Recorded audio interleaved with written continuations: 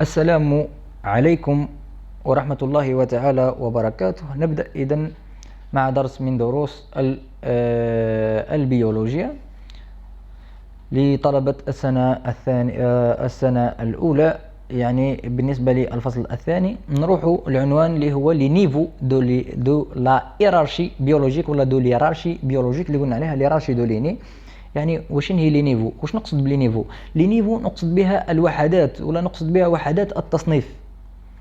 نعطيك على سبيل المثال، مثلا عندي خلية، الخلية كي تتطور واش تولي نسيج من الخلايا، نسموهم لي تيسي، ومجموعة من الأنسجة واش يعطوني ان اورغانيت ولا ان اورغان اللي هي العضية، ومجموعة من العضيات واش تعطيني نظام عضوي اللي هو سيستم دورغان، ومجموعة من الأنظمة العضوية واش يعطوني مثلا اورغانيزم كائن، مجموعة من الأورغانيزم واش يعطوني مثلا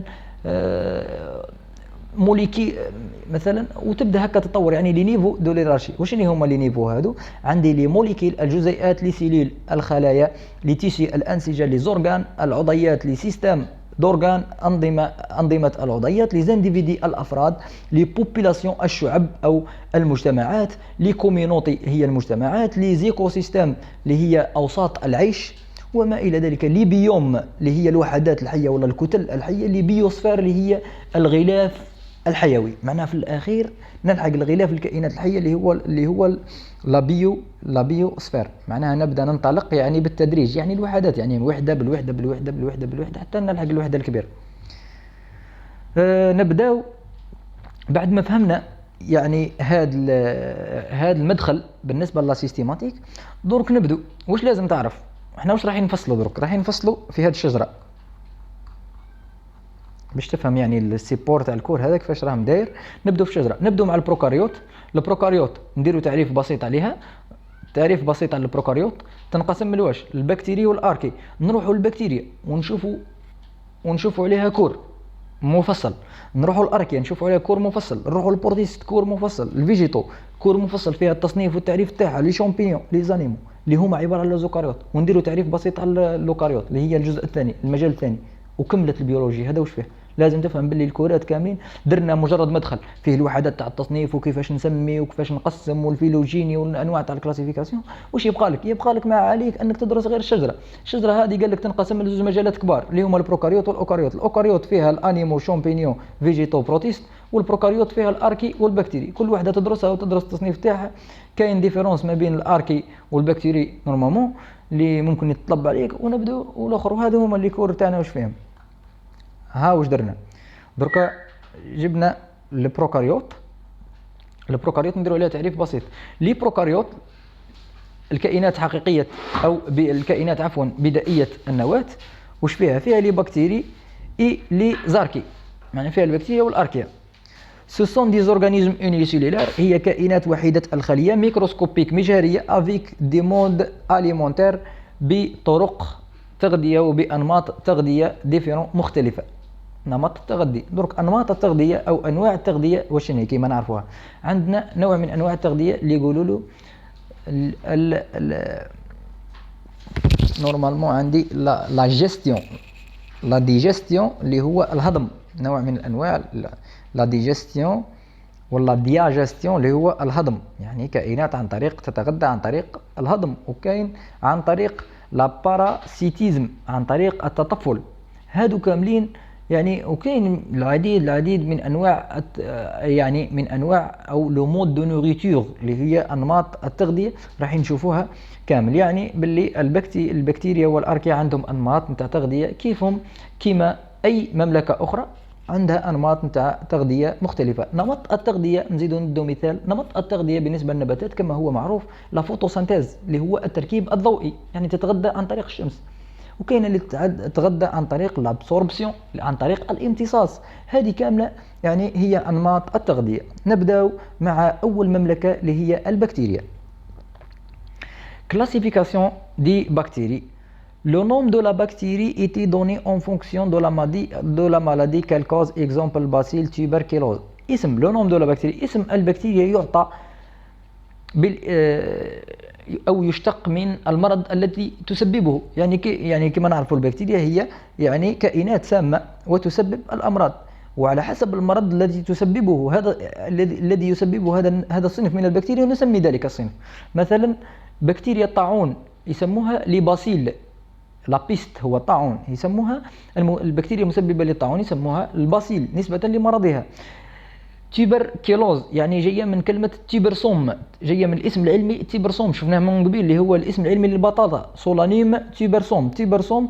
اذا تيبركيلوز هو مرض البطاطا، اذا هذا الصنف من البكتيريا يسبب مرض البطاطا، اذا نسميه تيبركيلوز، وهكذا يشتق الاسم العلمي للبكتيريا.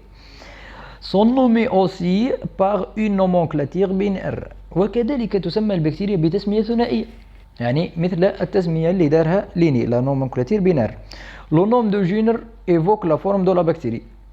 تسمى يعني التسمية الثنائية، قلنا الأول ديما التسمية الثنائية ديما الأول يكون خاص بلوجونر، ولوجونر وهذا الاسم لوجونر في البكتيريا يعطى بالنسبة ل يعني شكلها ولا بالنسبة لبنيتها. مثلا إذا كانت عصاوية نسميها باسيل، أما إذا كانت كروية نسميها كوكي. مثلا عندي لي ستريبتيكوكس الكروية أو الدائرية، البكتيريا نسموها ستريبتوكوكس، هذه يعني معروفة شفناها حتى في العلوم تاع البكالوريا تاعنا ستريبتوكوكس. وكاينة ستافيلوكوكس. او لو نوم دي ميكروبيولوجيست. في حالة إذا يعني لا فورم ما قدرناش يعني نحدوا لا فورم تاع لا بكتيري، الاسم الاول هذا قلنا هو خاص بالجنس، والجنس منين نجيبوه من لا فورم. اذا استعصات علينا لا فورم منين نجيبوه؟ قادر نجيبوه من لو نوم دو ميكروبيولوجيست. لو ميكروبيولوجيست هو العالم الذي اكتشف هذا الصنف، نحطوا الاسم الاول خلاص. الاسم الاول او الشطر الاول من التسميه يا اخي هي تسميه ثنائيه، الاسم الاول والاسم الثاني. الاسم الاول نحطه يا اما بالجنس اللي نجيبه من لا فورم تاعها، سواء باسيل عصاويه سواء كوكس كرويه، ونسمي يعني نضيف الاسم هذا، يا اما نجيب الاسم العالم اللي اكتشفها الميكروبيولوجيست. اما الشطر الثاني اللي هو خاص بالاسباس، هاو بور ليسباس ايتي دوني بارابور ا سا فونكسيون. الوظيفه نتاع البكتيريا هذه عندها وظيفه معينه، مثلا ايروجين هوائيه، دينيتريفيكاسيون التصفيه او التنقيه وما او الله اعلم هكذا. هذا الايروجين المهم الوظيفه نتاع البكتيريا هذه في الايكو سيستم في وسط العيش او في الطبيعه على ناتور، نحط منه الاسم ليسباس، وتسمى التسميه الثنائيه هكذا. parmi les autres critères de classification هناك خصائص أخرى في تصنيف تعتمد في تصنيف البكتيريا، وهي لو تيب دو باروا يعني نوع الغشاء، سواء نقول جرام بوزيتيف جرام نيجاتيف، لا فورم دو لا بكتيري وتعطيني الجونر، لي تيب دو ميتابوليزم اللي هو أو نوع الطاقة أو التغذية. عندنا كما نعرفوا عندنا البكتيريا الهوائية والغير هوائية، ايروبي انايروبي. possibility de produire de spore يعني إمكانية إمكانية de produire إنتاج دي سبور اللي هي الأبواغ. الأبواغ هي يعني عبارة على كيسات أو أكياس تحمي البكتيريا من الوسط الخارجي وتساعد البكتيريا على النمو والتطور والتكاثر. ونميز يعني إمكانية إنتاج الأبواغ هي خاصية من خصائص التصنيف في البكتيريا. ولدينا نوعان من البكتيريا، لدينا البكتيريا سبوريلي التي يعني القادرة على إنتاج الأبواغ، ولدينا اللي تكون نو سبوريلي اللي هي الغير قادرة على إنتاج الأبواغ. لو نومبر دي بكتيري aujourd'hui de passe les 400 ou bien 4800 d'espèces، يعني عدد البكتيريا المكتشفة إلى يومنا الحالي باس دو باس يعني يتجاوز 4800 إسباس. لور فونكسيون دون ليكوسيستيم يعني ما هو دور الاوساط نتاع وسط العيش هذا كما نعرفوه، ولا دراسه الوسط اذا تشفاو في سنه سادسه ابتدائي او في ولا في السانكيام اني كما نعرفوا دور الكائن هذا في السيستم في وسط العيش. كما نعرفوا الكائنات واش دور النباتات يعني في الوسط نتاع العيش في دراسه الوسط البكري هي المنتج، ومن بعد واش يجوا الحيوانات المستهلك الاول، من بعد يجي مثلا اللي فوقه المستهلك الثاني المستهلك الثالث وهكذا. مثلا الارنب يتغذى على العشب، والكلب او الذئب مثلا يتغذى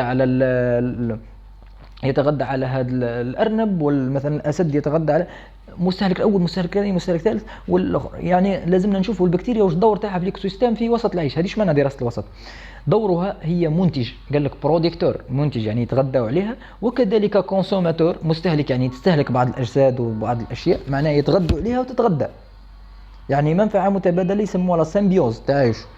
زيد ديتريتيفور وتتغذى، لا ديتريتيفور يعني ديتري جايه من ديتريتيس يعني الفتات الرمل يعني التراب، تتغذى على التراب. ديتريتيفور يعني اكله التراب، يعني كاين بكتيريا تاكل الحجر، الطين يعني وما الى ذلك، والماده العضويه اللي كاينه في الطين وفي الصخور. ديتريتيفور يعني. وكاين دي كومبوزيتور يعني المحلله، كاينه بكتيريا تخدم في دورها في الوسط هو التحليل، يعني تحلل بعض الكائنات وبعض لي كادافر اللي هي الجثث وما الى ذلك. كاركتير دي بكتيري يعني خصائص البكتيريا.